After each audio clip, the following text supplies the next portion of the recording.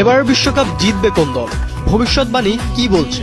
শেষ 3 বিশ্বকাপের চ্যাম্পিয়ন সঠিকভাবে ভবিষ্যৎবাণী করা প্রতিষ্ঠান এবার বলে দিল 2026 বিশ্বকাপ জিতবে কোন দল। না ব্রাজিল, না আর্জেন্টিনা, না স্পেন। ফুটবল বিশ্বে তাই শুরু হয়েছে নতুন আলোচনা। 2026 বিশ্বকাপকে ঘিরে এবার ভাইরাল এক ভবিষ্যৎবাণী। বিনিয়োগ ব্যাংক পেনমুর লিবেরাম, যারা আগের 3টি বিশ্বকাপের চ্যাম্পিয়ন ঠিকঠাক অনুমান করেছিল, তারা জানিয়েছে উত্তর আমেরিকার বিশ্বকাপে ইতিহাস গড়ে প্রথমবারের মতো ট্রফি জিতবে নেদারল্যান্ডস। আরও চমকপ্রদ বিষয় হলো, তাদের পূর্বাভাস অনুযায়ী ফাইনালে ডাচদের প্রতিপক্ষ হবে রোনালদোর পর্তুগাল। অর্থাৎ বিশ্বকাপ ইতিহাসে একেবারেই নতুন এক ফাইনাল দেখতে পারে ফুটবল বিশ্ব।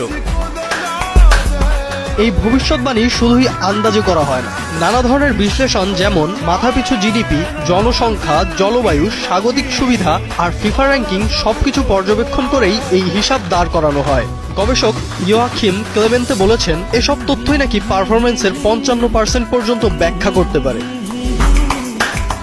এই বিশ্বকাপে সবচেয়ে বড় ধাক্কা খেতে পারে বর্তমান চ্যাম্পিয়ন আর্জেন্টিনা।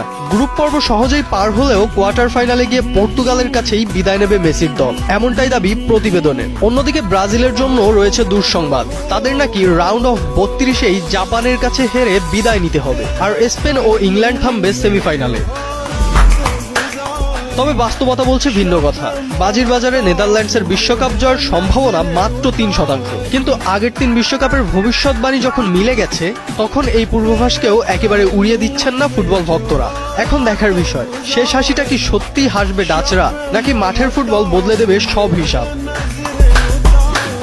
রাফসান মনি, নিউজ 24।